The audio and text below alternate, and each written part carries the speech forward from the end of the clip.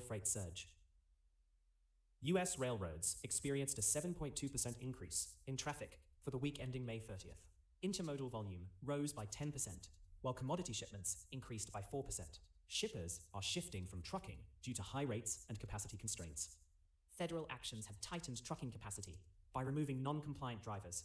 7 out of 10 carload commodity groups posted gains, including grain and metals.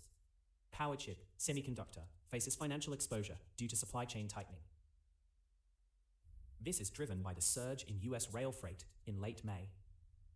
Disruptions are expected to begin within 14 days and impact within 98 days. The risk path involves metallic ore, high-purity silicon, and 12-inch wafers. Price volatility in silicon and metals is already evident.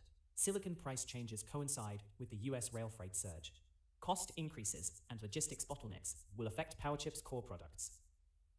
The lead time from ore to finished wafer spans up to 18 weeks.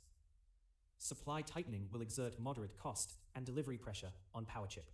This poses a risk to Powerchip's revenue, margins, and earnings per share. The market may adjust Powerchip's stock as these pressures become evident. Supply Graph AI reveals how supply chain risks propagate before they reach your enterprise.